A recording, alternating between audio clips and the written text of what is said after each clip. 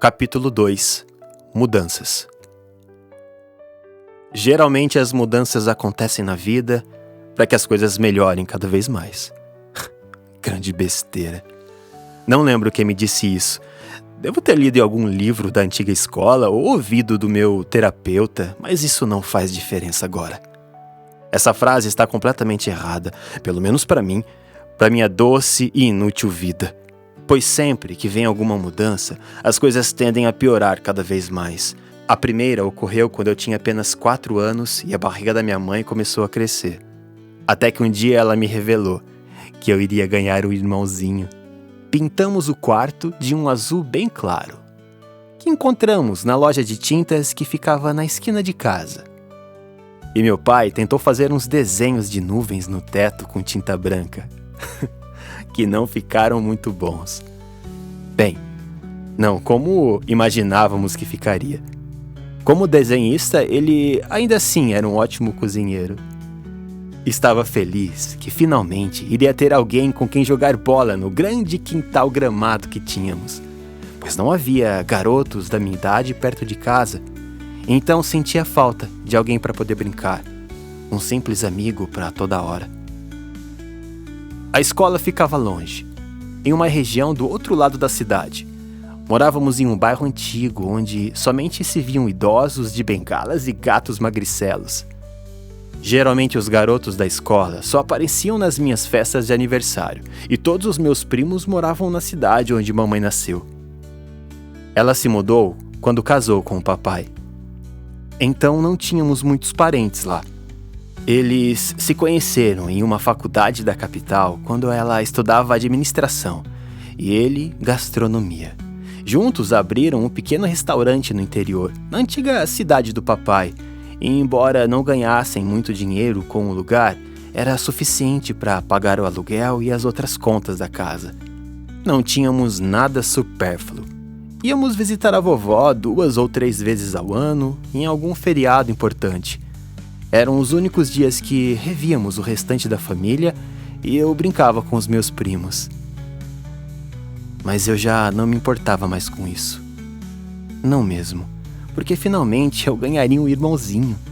Alguém com quem brincar todos os dias, de bola, videogame, andar de bicicleta ou aprender juntos a andar de skate. Mas não foi bem assim que tudo aconteceu. Fiquei 2 dias com uma babá, que não me recordo o nome, enquanto mamãe estava com o papai lá no hospital. Era final de semana e a babá era uma moça bem jovem e legal. Talvez rebelde, eu diria. Ouvíamos músicas das mais variadas durante o dia, pois ela adorava cantar e dançar, mesmo que muito mal. E eu achava tudo muito engraçado. Rock dos clássicos, jazz, pop internacional e até ópera havia na sua lista. Mesmo sem saber outros idiomas, nos arriscávamos no canto, desafinando totalmente. À noite, sentávamos com um balde de pipoca no sofá e assistíamos filmes antigos que ela mesma havia trazido. Foi assim que minhas paixões por música e cinema começaram. Na segunda-feira de manhã, acordei com o som da buzina do carro do papai. A babá já havia acordado e nosso café da manhã já estava na mesa. Apenas olhei e corri para fora, ainda vestido com o meu velho pijama estampado de dinossauros. Os vizinhos alegremente rodearam o carro de uma forma que era quase impossível ver mamãe. E quando ela finalmente conseguiu sair, a surpresa veio à tona.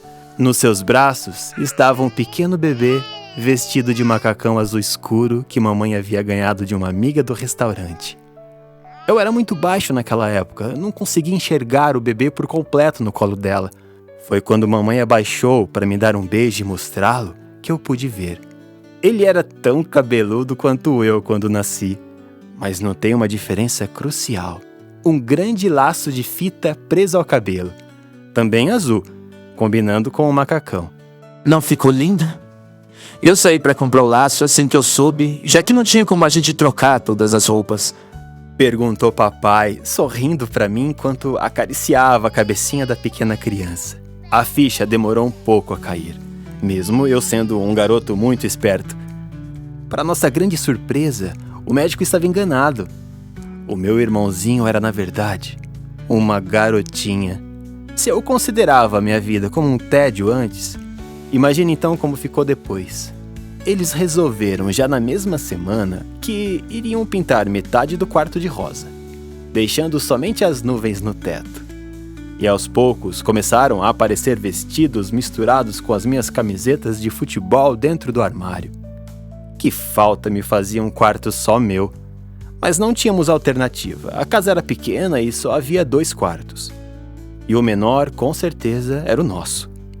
Os filhos sempre ficam com os quartos menores, pois os pais se consideram os donos do pedaço, por serem os pagadores do aluguel e das demais contas. Mas sabia que não era por mal, que um dia eles haviam sido filhos também. Exceto o papai, que havia crescido naquela cidade, mas dentro de um orfanato.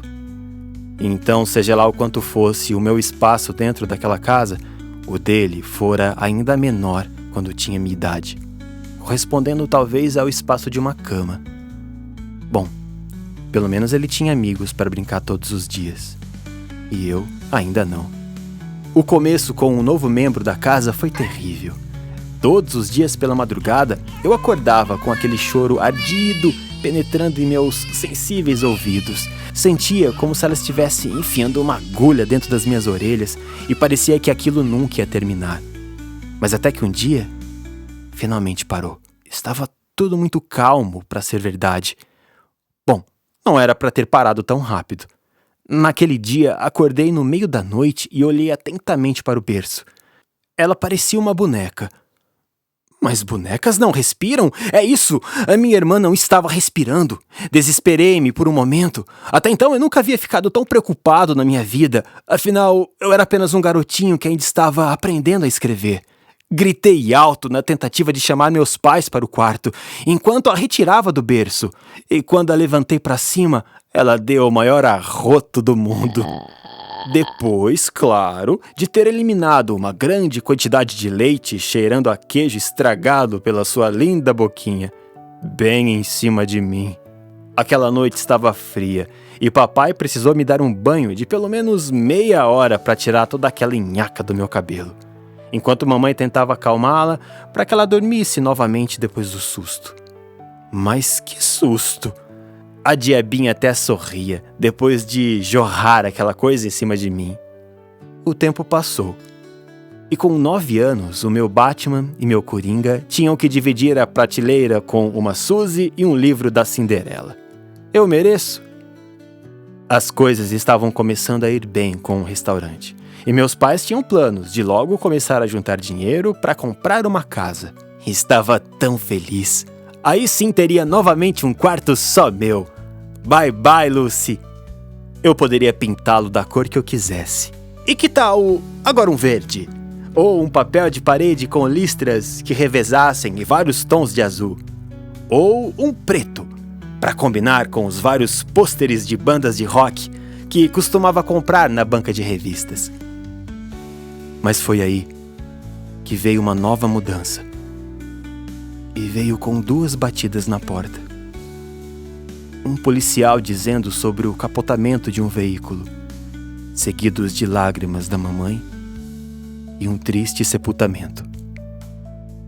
Já era madrugada quando recebemos a notícia. Meu pai sempre esperava o último cliente que saía após 11 da noite para fechar o restaurante e voltar para casa. Mas ele nunca demorava tanto. Na noite, após o funeral, deixei Lucy dormir na minha cama, e mesmo com a luz fraca do abajur de fadas, dava para ver as nuvens que papai havia desenhado. Pela primeira vez reparei que o formato delas lembrava animais ou objetos. Contei para Lucy e ficamos por um bom tempo tentando adivinhar o que era cada nuvem. E até seus olhinhos cansados se fecharem. Acordei com um forte reflexo do sol em um pequeno espelho que estava na mesa da cabeceira. Já eram 10 da manhã e deve ter sido a primeira vez que eu acordei sem a ajuda da minha mãe.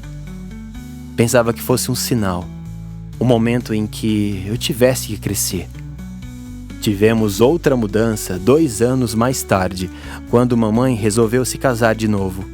Mas essa foi uma mudança ruim para nós, pelo menos para mim e para Lucy. Embora não tenhamos mudado de casa, pois quem se mudou foi o novo marido dela. Prefiro não o chamar pelo nome.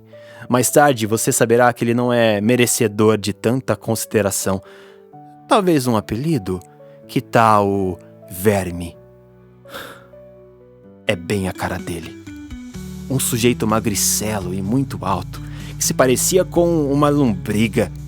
Cheguei a pensar em apelidá-lo de Dom Quixote, mas achei que seria um menosprezo à obra clássica de Cervantes, que provavelmente reviraria no túmulo, seja lá onde estivesse enterrado.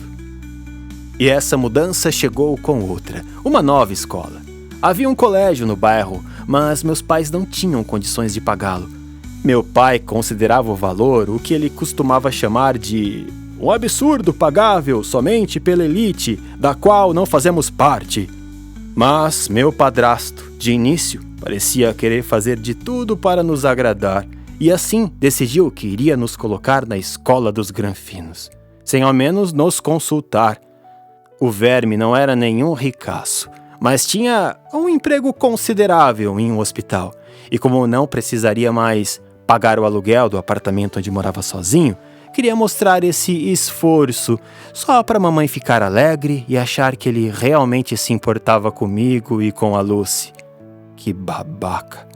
Até que o apelido Verme combinou perfeitamente com ele.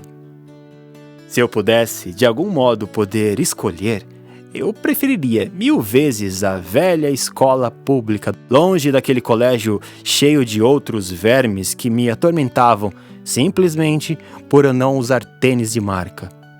Mas por sorte ou azar, todo o sacrifício de estudar naquele lugar, que eu era diariamente zoado por babacas dos mais diversos tipos, não durou muito tempo. O emprego do Verme no hospital não o fazia ficar por muito tempo em uma mesma cidade, então precisamos mudar.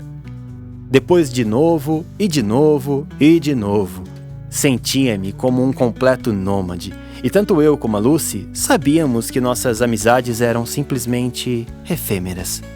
Foi assim que criamos uma regra: nunca se apegar demais. Mas quem disse que conseguíamos cumprir?